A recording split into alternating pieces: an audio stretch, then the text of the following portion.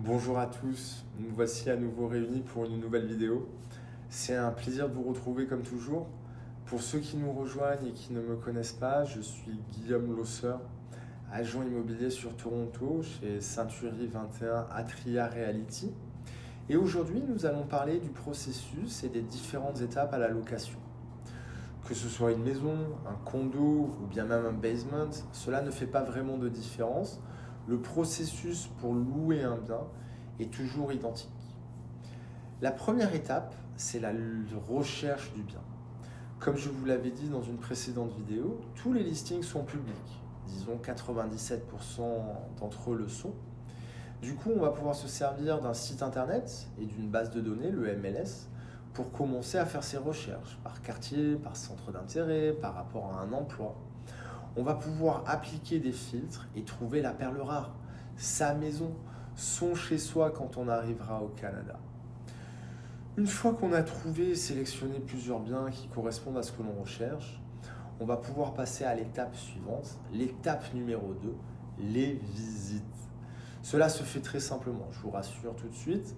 Vous êtes accompagné de votre agent immobilier, on va dire moi par exemple, et on va pouvoir visiter les biens de manière autonome, c'est-à-dire qu'on n'a pas besoin de l'agent immobilier qui représente le propriétaire.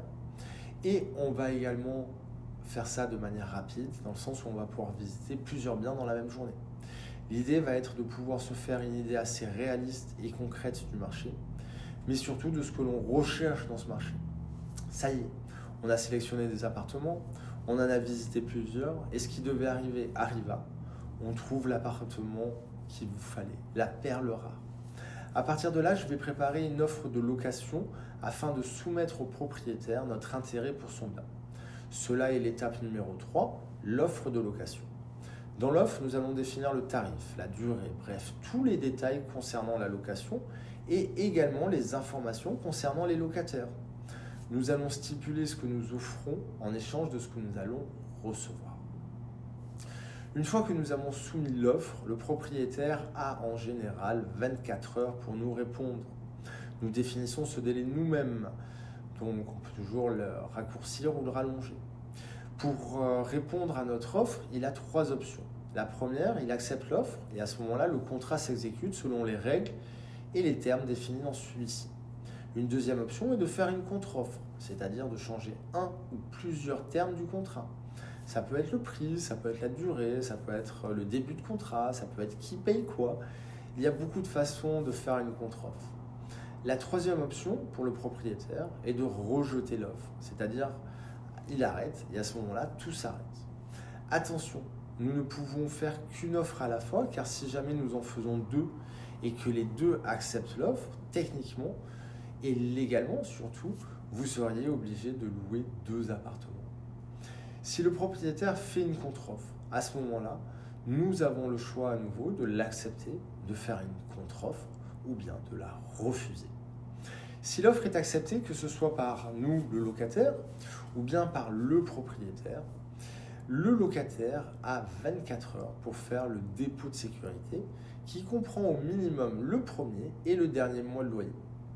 C'est l'étape numéro 4, le déposit. En général, comme vous êtes un nouvel arrivant, il faut rajouter entre 1 et 4 mois supplémentaires de loyer. Du coup, dès que l'offre est acceptée, vous avez 24 heures pour payer comptant entre 2 et 6 mois de loyer. C'est un point qu'il faut bien prendre en considération.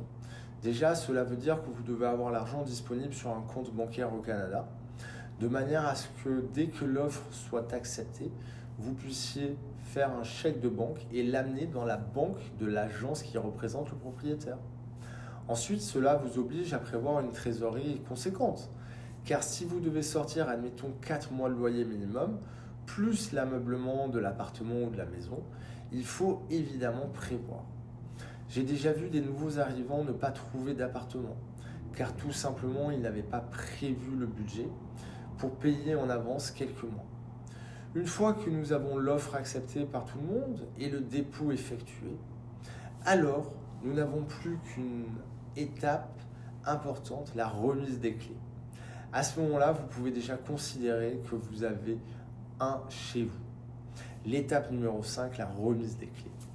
À la date du début de location, vous rencontrerez soit le propriétaire, soit l'agent qui le représente, et celui-ci vous remettra les clés, compte parfois une petite caution de quelques centaines de dollars pour les clés et les badges électroniques pour les accès.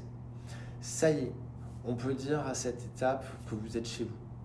Mais il reste une dernière étape, la signature du bail.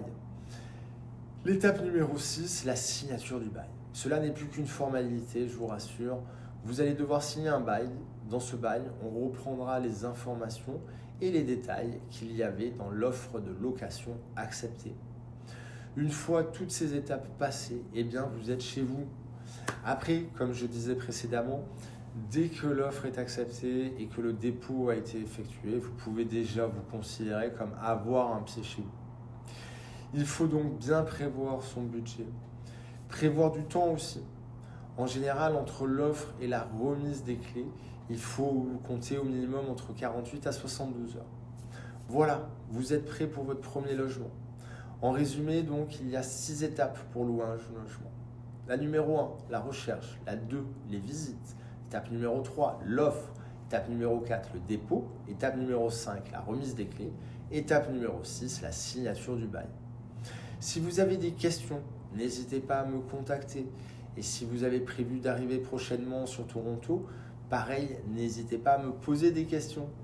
On se retrouve bientôt pour une nouvelle vidéo dans laquelle on parlera du marché immobilier pour la location à Toronto.